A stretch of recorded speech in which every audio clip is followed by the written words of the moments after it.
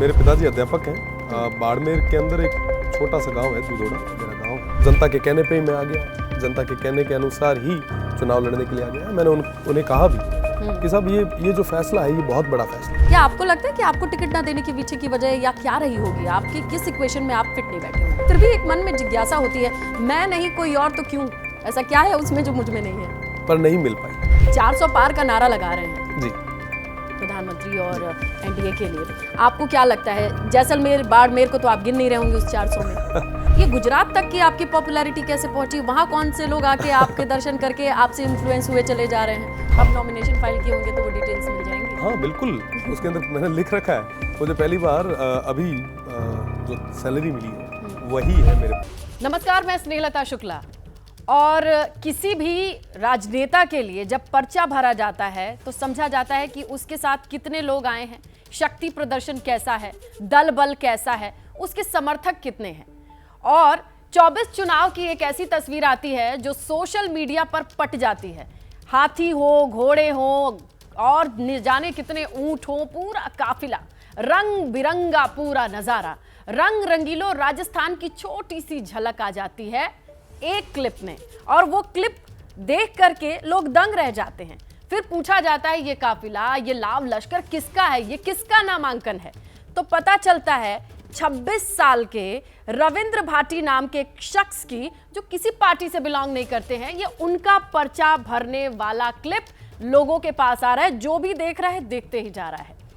अब ये जानना बनता है कि किसी निर्दलीय उम्मीदवार के लिए बाड़मेर की जनता रंग रंगीलो राजस्थान का वो लाव लश्कर लेके कहां से आती है, किसके कहने पे आती है, और ये दबदबा कहां से आता है। इसीलिए आज एबीपी न्यूज पर हम आपको रविंद्र भाटी से ही मिलवाते हैं और समझते हैं कि आखिर रविंद्र भाटी हैं कौन, उनकी कहानी शुरू कहां से होती है। खम्मागढ़ी कहा जाता है। रविंद्र भाटी, एबीपी न्यूज के स्टूडियो में सबसे पहले आपका स्वागत करूं। बहुत बहुत धन्यवाद। स्वागत के साथ साथ सबके जहन में जो सवाल है और सिंपल है, कौन है रविंद्र भाटी, जो सिर्फ 26 साल के हैं, किसी पार्टी से बिलोंग नहीं करते हैं? आपके बारे में आपकी जुबानी। बाड़मेर का एक बेटा जिसे सबसे कम उम्र में विधानसभा की उस चौखट पे चढ़ने का मौका मिला, शिव की देव तुल्य जनता ने मौका दिया, और साथ ही साथ में इन तमाम युवाओं की, पिता तुल्य बुजुर्गों की और मातृशक्ति की एक आवाज़ जो पीड़ित, वंचित और शोषित की आवाज़ को उठाने के लिए हमेशा प्रयास करता है, इनका छोटा भाई। हाँ, ये तो नेताजी रविंद्र भाटी का परिचय रहा। लेकिन रविंद्र भाटी जो स्कूल गया होगा, जिसके भाई बहन होंगे, जिसका घर होगा, परिवार होगा, जिस बैकग्राउंड से आता है, वो थोड़ा बताना चाहिए। बिल्कुल, मेरे पिताजी अध्यापक हैं।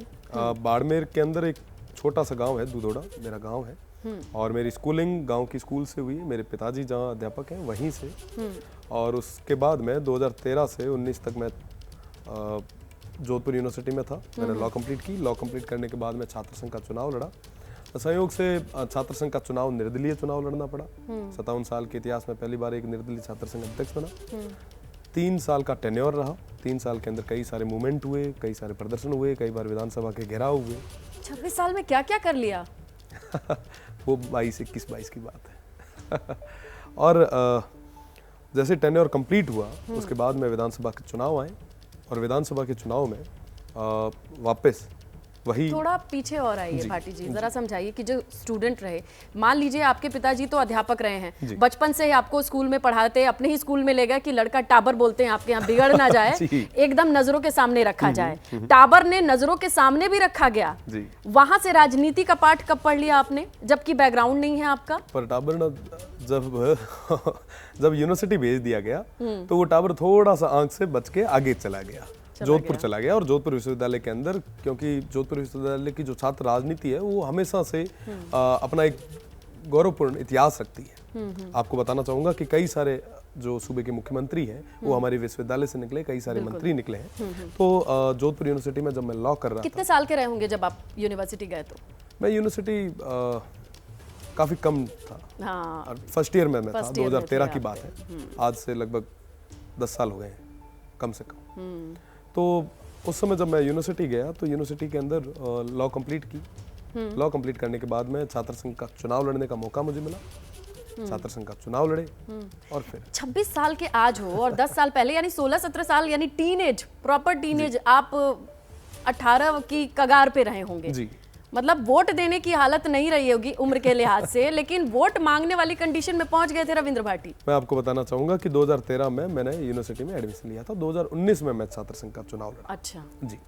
जब 2019 के अंदर मैं प्रयास कर रहा था कि कहीं ना कहीं कोई ना कोई पॉलिटिकल पार्टी हाथ पकड़ ले, पर संयोग ये हुआ कि मुझे इंडिपेंडेंट लड़ना पड़ गया, कोई साथ में खड़ा रहने किसका हाथ पकड़ना चाहते थे? मैं विद्यार्थी परिषद का कार्यकर्ता था और टिकट मांग रहा था, पर राजनीतिक संयोग ऐसे रहे कि टिकट मिल नहीं पाया। एबीवीपी जी, मांगना चाह रहे थे लेकिन मिल नहीं पाया जी। अच्छा, ये जो क्रम रहा टिकट ना मिलने का, और आपके पिताजी से छुप करके आपने इतनी सारी राजनीति आकर के यूनिवर्सिटी में उड़ेल दी, लोगों को दिखाई नहीं दिया, समझ में नहीं आया कि ये क्या कर जाएगा लड़का? एक भरोसा था उनको, उन लोगों को, उन युवाओं को कि साहब ये आगे आके हमारे लिए कुछ ना कुछ करेगा। आप सोचें कि जिस विश्वविद्यालय के अंदर कभी कोई इंडिपेंडेंट चुनाव लड़ने का सोच नहीं सकता था, जब मैं पहली बार चुनाव लड़ने का जब मैंने ऐलान किया तो उस समय कई सारे पॉलिटिकल पंडितों ने कहा कि साहब यहाँ पे इंडिपेंडेंट कभी आज तक कोई जीता नहीं है, पर तमाम उन युवाओं ने मेरा साथ दिया, मेरा सहयोग किया, जिनकी बदौलत आज मैं आपके बीच में बैठा हूँ। अच्छा, ऐसा तो नहीं है जैसे कि प्यार में दिल टूट जाए तो उसके बाद इंसान कुछ कर गुजरता है, आपको टिकट ना मिलने के बाद आपने कुछ कर गुजरने की ठानी, इतना जज्बा कहाँ से आया? क्योंकि लिटरली जिस तरीके की भीड़, और जो अब हम आप कोई नया नाम नहीं है, लेकिन ये 26 साल का नाम आने और इस नाम के पीछे बनने की कहानी क्या रही? वो आग कहाँ से लगी कि मैं बता दूंगा निर्दलीय लड़के? देखिए, मैं आपको बताऊं कि प्रयास कर रहे थे, साधारण परिवार से आता हूं, पॉलिटिकल बैकग्राउंड नहीं है और ना कोई पॉलिटिकल। मैंने यही इसलिए पूछा क्योंकि पॉलिटिक्स के लिए पैसा चाहिए, पावर चाहिए, जय क्या कुछ तो जो ढर्रे पे चली आ रही चीजें कुछ तो हो। तो आपने कहा आप टीचर हैं, फैमिली में पुराना पैसा वाला मसला हो तो भी बता दीजिए। नहीं, ऐसा कुछ भी नहीं है। जाहिर सी बात है कि युवाओं ने विश्वास जताया। मैं 2013 से लेकर 19 तक छात्र राजनीति में जितना हो सका उतना सक्रिय रहा और जो युवा जो थे उन्होंने मुझ पर भरोसा जताया था। कैसे जताया? ये भरोसा जताना इतना कहना आसान है रविंद्र सिंह भाटी, ये बात सब लोग जानते हैं। मैं या किसी भी युवा को जाके कहे कि मैं आपका भला कर दूंगा, लोग 2 सेकंड देख ले नहीं देते हैं। इसके पीछे की कहानी क्या रही थी? आपने कैसे मेहनत की, क्या कैंपेनिंग की? आज की डेट में चुनाव लड़ना किसी बच्चे के लिए ये सपना भी मैंने देखते हुए प्रैक्टिकल लाइफ में नहीं पाया जो कहे मैं पॉलिटिशियन बनना चाहता हूँ। बिल्कुल सही है, पर 2013 से 19 तक जो एक्टिव रहे तो उस चीज का नतीजा ये रहा। क्या करते थे एक्टिव रहे? मतलब एक्टिव यही था कि यूनिवर्सिटी के अंदर रहो, जो काम हो, कोई अगर आदमी परेशान है तो उसकी मदद करो, उसके साथ में रहो, होता है सब। टिकट तो आपकी मदद करने वाला कोई दिया नहीं आपको, आप दूसरों का काम फिर कैसे करवा देते थे? नहीं, करवा ही देते थे। काम करवाने के लिए जरूरी नहीं है कि आपका कोई पॉलिटिकल बैकग्राउंड है, अगर आपके अंदर इच्छा शक्ति है तो आप मजबूत इच्छा शक्ति के साथ में करवा सकते हैं। करवाए भी हैं, आगे भी करवाएंगे। चलिए, आप यूनिवर्सिटी से बाहर निकलते हैं, अब आते हैं विधानसभा मैदान। शिव के लिए लड़ाई और पूरा तांडव हो जाता है आपकी लाइफ में। जब फिर बीजेपी के किस नेता से मिलते हैं, क्या मुलाकात होती है, क्या बात होती है, जरा थोड़ा डिटेल दीजिए। विधानसभा का चुनाव जब लड़ रहा था तो पूरे क्षेत्र में अलग अलग जगह मैं गया, सब मेरे लोगों के बीच में, मेरे अपनों के बीच में मैं गया, उनकी स्थितियां देखी, परिस्थितियां देखी, तो मन में विचार आया कि इनकी बात को प्रदेश की सबसे बड़ी पंचायत में रखेंगे, मजबूती से रखेंगे। और मैंने उनका हाथ पकड़ा, उन्होंने आशीर्वाद मुझे दिया। और जब चुनाव आया तो चुनाव के समय में भी जैसे छात्र संघ के दौर में हुआ, पुनः मुझे टिकट नहीं मिला। मैंने मेरे अपनों के बीच में जाके कहा कि साहब मेरे पास अब टिकट नहीं है, मैं चुनाव नहीं लड़ सकता। तो उन्होंने कहा कि मजबूती से आप तैयारी करें, पूरे तरीके से हम सब साथ दें। मैं जानना चाहती हूँ कौन से वो लोग हैं जिन्होंने आपको टिकट देने से मना कर दिया, आपकी पैरवी नहीं करी, जिन्हें पूत के पांव पालने में नहीं दिखाई दिए। यूनिवर्सिटी कैंपस में निर्दलीय आपका इतना रौला रहा, हमारे यूपी में कहते हैं, वो सारी चीजें दरकिनार करके टिकट के लिए बात ना बनने के पीछे की वजह क्या बताई गई? कुछ तो कहा गया होगा। मैं सीधी सी बात बताना चाहूँगा कि साधारण परिवार से आने वाला एक युवा हूँ और मेरे पास कोई पॉलिटिकल बैकग्राउंड नहीं है, कोई पॉलिटिकल आका नहीं है जो हमारी बात करे। आज के समय में कहती है कि मैं तो किसी को भी नेता बना देता हूँ, कहते होंगे, पर मुझे नहीं दिया आपको मौका नहीं। हाँ, अगर दिया होता तो बिल्कुल मैं आपके सामने कहता कि बिल्कुल साहब मुझे मौका दिया है, पर मुझे मौका नहीं मिला। तो साधारण परिवार की डिटेलिंग मैं यही जानना चाह रही थी कि सिर्फ टीचर हैं आपके फैमिली में या थोड़ा और बैकग्राउंड बताएंगे? नहीं, बिल्कुल भी नहीं। मेरे पिताजी टीचर हैं, मेरे दादाजी भी गवर्नमेंट सर्वेंट थे और पॉलिटिकल बैकग्राउंड हमारा कभी रहा नहीं। कितने भाई बहन हैं आप? छोटा भाई है। छोटा भाई जी, अभी ग्रेजुएशन की है, पर अब चुनाव लड़ ही रहा हूँ। पिछले 3-4-5 महीनों से, तो वो भी अब पदचिन्हों पे आ गया भाई जी नहीं, वो राजनीति में नहीं है, पर हाँ ठीक है, वो काम करता है, सारा मैनेजमेंट संभालता है, करता है, आपके साथ ही लगा हुआ है वो भी। चलिए, आपकी अपनी टीम तैयार हो रही है पूरे तरीके से। लेकिन लोग देखते हैं, कहते हैं कि आपके पास अच्छी गाड़ियों का कलेक्शन है, और अभी इंटरनेट बता रहा था कि आप सोमवार को ब्रिटेन से लौटे हैं, तो वो सारी चीज़ों के लिए कुछ साधारण सी फैमिली के लिए ये वाला टैग आपको लगता है अप्रोप्रिएट है आपके लिए? नहीं, गाड़ियाँ वगैरह ये सब मेरे जो भाई हैं उन सभी के, मेरे पास कुछ भी नहीं है। मैं अच्छा, अब नॉमिनेशन फाइल किए होंगे तो वो डिटेल्स मिल जाएंगी? हाँ बिल्कुल, उसके अंदर मैंने लिख रखा है। मुझे पहली बार अभी जो सैलरी मिली है वही है मेरे पास। सैलरी कैसी? सैलरी, मैं असेंबली का मेंबर हूँ। अच्छा, हाँ, वो वाली सैलरी, विधायक निधि की बात कर रहे हैं आप। बिल्कुल। तो पहली बार सैलरी यही मिली है मुझे, और इसके अलावा कोई लोग अब कहते हैं कि साहब ये कैसे होता है, क्या नहीं होता, वाकई मैं बताना चाहूँगा कि अपने आप हो रहा है, कोई कुदरत है जो करवा रही है। कौन है वो कुदरत? हाँ, सभी का साथ है और बढ़िया तरीके से हो रहा है। आप पे राजस्थानी में गाने लिखे जा रहे हैं, पता है आपको? हाँ, सुनने में तो आया। एक दो सुने, कुछ भी सुने, एक दो लाइन? हाँ, पता है कौन सी है, बताइए। अभी एक बीच में कोई चल रहा था, एक ठरको करके। ठरको? हाँ, वो आप जब गूगल कर लेंगे तो आपको पता चल ही जाएगा। हाँ। आपको अपने गाने मिलते हैं और उनको सुनते हैं और फिर ये सारी? नहीं, ऐसा नहीं है। जहाँ कहीं पे भी जाते हैं तो कई बार डीजे पे वो सुनने को मिल जाता है। बेसिकली पिछले 6 महीने से मैंने कोई गाने नहीं सुने। अपने गाने को सुन के कैसा लगेगा? बिल्कुल सुनना चाहिए था? नहीं सुनना चाहिए। क्यों नहीं सुनना चाहिए? मन के अंदर कई सारी और चीजें शुरू हो जाती है। आदमी को अभिमान से बचना चाहिए। हमेशा धरातल पे अगर आपको रहना है तो खुद की तारीफों से आपको बचना चाहिए। फिर तो आप फोन ही ना यूज कीजिए, क्योंकि आपके दूसरों के फोन पे आपकी इतनी वीडियो हैं। मैं इसलिए यूज नहीं करता, सोशल मीडिया मेरी टीम चलाती है, मैं नहीं चलाता। अच्छा, आपको अब रिएक्शन भी आ रहे होंगे, आप वसुंधरा से मिले, ये बात कही गई थी। लोग बातें करते हैं, लोगों को बातें करने दीजिए, अच्छा है। किस किस पॉलिटिशियन से मिले हैं आप, ये तो बताइए। मेरी मुलाकात सबसे होती है, चाहे पक्ष हो चाहे विपक्ष हो, मेरे सबसे व्यक्तिगत संबंध है और जीवन भर रही। जी। और जब ये पर्चा वाली, जब जो आपका ये जो पूरी दल बल के साथ आपने नॉमिनेशन फाइल किया, उसके बाद किसकी किसकी कॉल आई? सबकी लगभग कॉल आई, सबसे बात भी हुई, पर उनको मैंने स्पष्ट शब्दों में ये कह दिया था, निवेदन किया था कि साहब ये जनता का आदेश है, मैं जनता के आदेश की पालना करूंगा, मैं जनता के आदेश के अनुसार चलूंगा, और जनता ने कहा है कि आगे मजबूती से आप लड़ो, हम सब साथ में। मैंने उनसे निवेदन भी किया कि साहब मेरे पास कुछ भी नहीं है, इतना बड़ा एरिया है, 8 विधानसभा है, 3 डिस्ट्रिक्ट्स हैं, और लगभग राजस्थान का सबसे बड़ा लोकसभा क्षेत्र, मैं कैसे करूंगा? तो उन्होंने कहा कि साहब हम सब रविंद्र बन के काम करेंगे, हम मेहनत करेंगे, हम हिम्मत करेंगे, आप लगो। तो मैं मेरा हनुमान बेनीवाल का फोन आया था? नहीं, ऐसा कुछ भी नहीं। वैसा नहीं है? नहीं। कैसी बातचीत है? अच्छा, मान लीजिए अब ये इतनी सारी चीज़ों के बाद अब आप कोई नया नाम तो है नहीं, 26 साल बहुत कम उम्र है, अब आपको पार्टियां बुलाएंगी? आपकी चॉइस? वो वक्त की बात होगी, भविष्य के गर्भ में है, क्या होगा कैसे होगा उस समय तय किया जाएगा। भी अगर मान लीजिए आज के डेट में बीजेपी कहे कि हमारे सिंबल के साथ अब आने वाले वक्त के फ्यूचर के लिए, या फिर विजयी भी होते हैं, आप कितना कंसिडर करेंगे? बीजेपी में मेरी जाएंगे? जनता के बीच में जाके उनकी राय लूंगा, जो वो कहेंगे उसकी पालना रविंद्र करेगा। क्योंकि आप तो निर्दलीय हैं, यानी अपने ही सिंबल पे, अपनी पहचान पे लड़ाई लड़ रहे हैं, लेकिन आपकी पहचान को आपकी जनता कहे पंजा बना दो या कमल बना दो, आपकी चॉइस। जनता का आदेश, आज रविंद्र जहां कैसे पता चलेगा आपको जनता का आदेश? तो जनता के बीच में जाके जब बात करेंगे, तो आपको बस निर्दलीय चुना है। नहीं, बिल्कुल, वो जो आदेश देंगे उस आदेश की पालना रविंद्र करेगा। अच्छा, जब लास्ट टाइम बीजेपी की सदस्यता ली थी, तब वो रविंद्र भाटी के दिल की आवाज थी या जनता की आवाज थी? वो उस समय जनता की आवाज थी कि आप जाके चुनाव लड़ रहे हैं, और इंडिपेंडेंट चुनाव सिर्फ जैसी कॉन्स्टिट्यूंसी में इंडिपेंडेंट संभव नहीं है।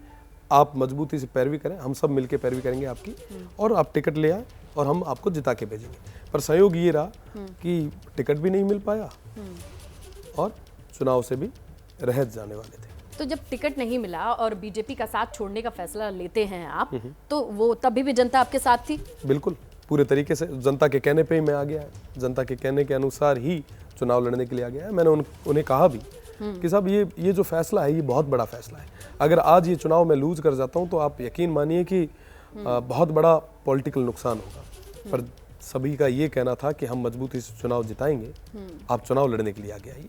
मैंने जनता के आदेश की पालना की और जनता ने मुझे आशीर्वाद दिया। ऐसा लगता है जी। वैसे अगर आप क्षत्रिय हैं, राइट? कुछ यूपी में भी ऐसा माहौल चल रहा है, कुछ क्षत्रिय नाराज चल रहे हैं कि सीट नहीं मिल रही है, हमारे कैंडिडेट नहीं मिल रहे, वीके सिंह की भी टिकट, मतलब ऐसी हवा दी जा रही है। क्या आपको लगता है कि आपको टिकट ना देने के पीछे की वजह या क्या रही होगी? आपकी किस इक्वेशन में आप फिट नहीं बैठे होंगे? अलग अलग जगह की अलग अलग सिचुएशंस होती है। राजस्थान में टिकट नहीं देना वो उस समय की परिस्थितियां तय करती है, और राजस्थान में टिकट मेरा क्यों कटा मुझे भी नहीं पता, और ना मैं उसके बारे में ज़्यादा कहना चाहूँगा। आप क्यों जानना चाहेंगे जब आपके साथ ऐसा लाव लश्कर है और पूरी उम्मीद है कि आप जीत जाएंगे, लेकिन फिर भी एक मन में जिज्ञासा होती है, मैं नहीं कोई और तो क्यों? ऐसा क्या है उसमें जो मुझ में नहीं है? पर नहीं मिल पाई, और मैं धन्यवाद देता हूँ कि जिसने जब टिकट कटवाई, मैं उनको हर बार धन्यवाद देता हूँ, चाहे वो छात्र संघ हो, चाहे विधानसभा हो, उनकी वजह से मैं इंडिपेंडेंट जीत पाया। आज हमारे वहाँ कहते हैं कि पग में हमारे सांकड़ को नहीं है, नहीं तो बड़े केरी सांकड़ होती। आज मैं खुले आम भारे लोगानी में बात कर सकूं, चाहे पक्ष बैठो है चाहे विपक्ष बैठो, तो एक केतन बिना अधिकार जो है, जो शक्ति है, मैंने जनता दी है, और वो जनता रे बेड़ो रहना चाहूँ। क्या इस्तेमाल किया आपने बेड़ियों का भाई?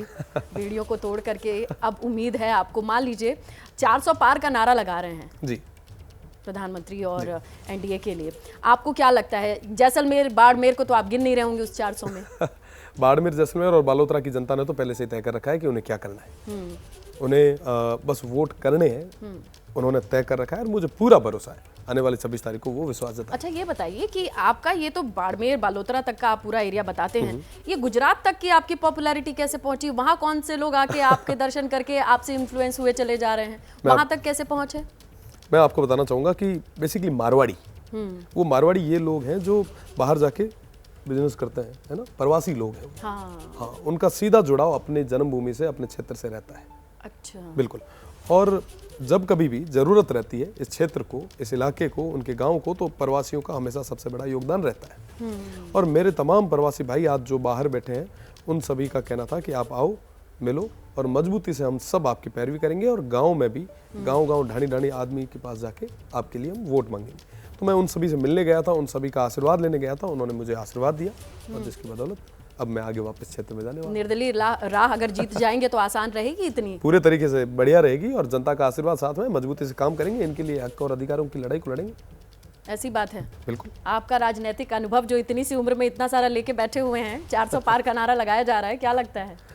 वो अपना नारा लगाए, जनता अपना नारा लगाएगी।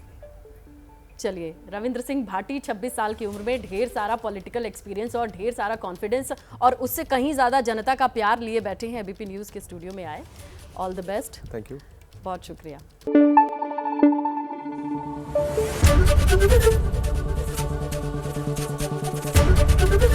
एबीपी न्यूज़ आपको रखे आगे।